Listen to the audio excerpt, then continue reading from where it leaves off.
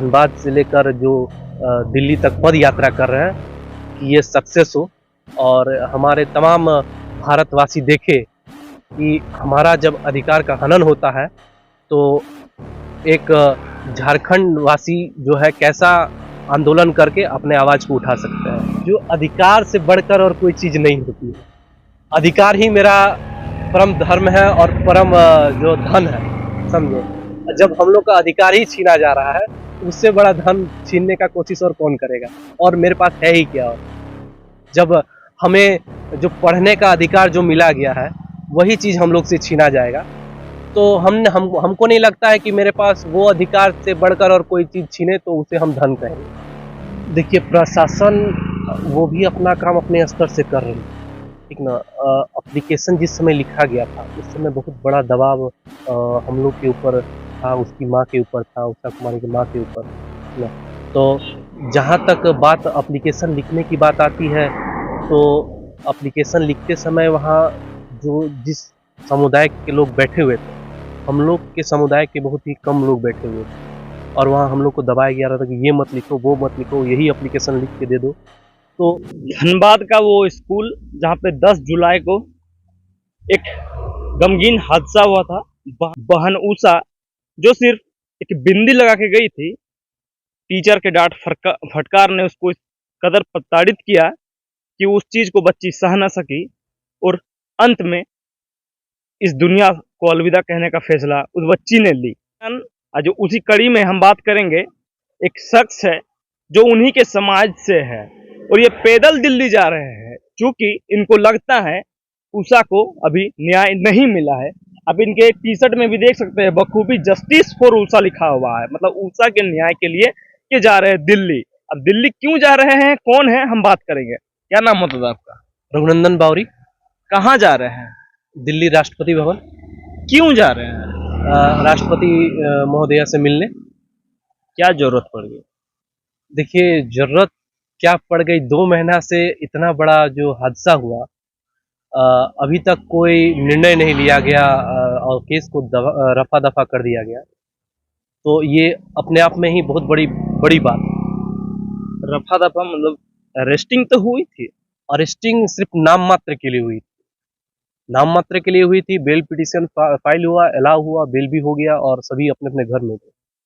7-10 दिन के अंदर सभी की जो होती है अरेस्टिंग भी होती है और क्या बोलते हैं उसको, बेल पिटीशन अलाउ भी होता है और केस भी खत्म हो जाता है। मतलब कुछ भी नहीं हुआ? कुछ भी नहीं हुआ।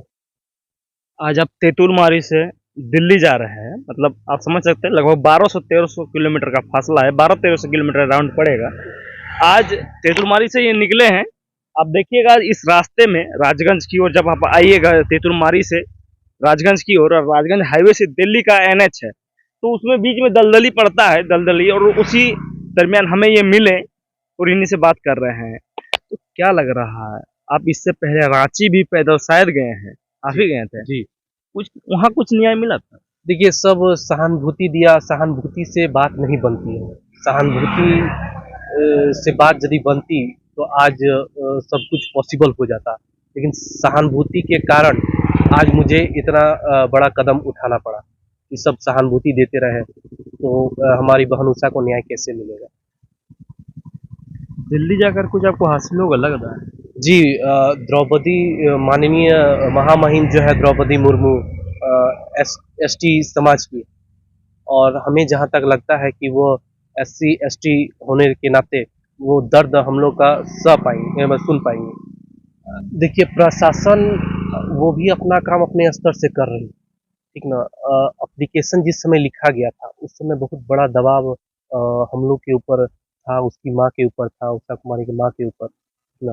तो जहाँ तक बात एप्लीकेशन लिखने की बात आती है, तो एप्लीकेशन लिखते समय वहाँ जो जिस समुदाय के लोग बैठे हुए थे, हम लोग के समुदाय के बहुत ही कम लोग बैठे हुए थे, और वहाँ हम लोग को दबाया गया था कि ये मत लिखो, वो मत लिखो, यही एप्लीकेशन लिख के दे दो।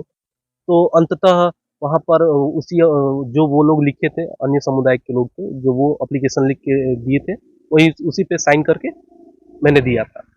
तो उसी के तहत थाना वाला जो है प्रशासन जो है अपना काम की, लेकिन बखूबी नहीं कर पाई, क्योंकि SC/ST एक्ट धारा अभी तक लगा नहीं है और मेरा जोर वहीं पर है कि SC/ST एक्ट लगे। SC/ST नहीं लगा हुआ। नहीं, SC/ST एक्ट नहीं लगा हुआ।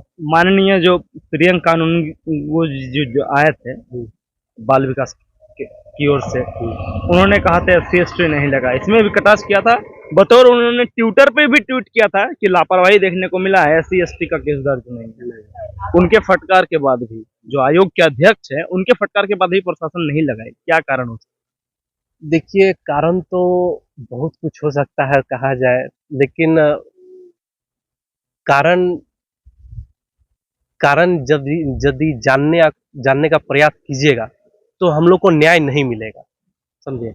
मेरा कहना यह है कि हम लोग को जो अधिकार दिया गया है 1950 में, जब बाबा साहब अम्बेडकर जो है हम लोग को पढ़ने का अधिकार दिया गया, और वो अधिकार यहाँ के अन्य समुदाय के लोग जो है हमारा अधिकार छीनने का प्रयास कर रहे हैं।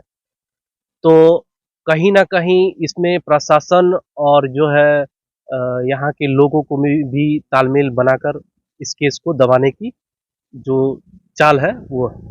किस प्रकार के न्याय की मांग कर रहे हैं? आखिर में क्या सजा होनी चाहिए या फिर क्या चाहते हैं?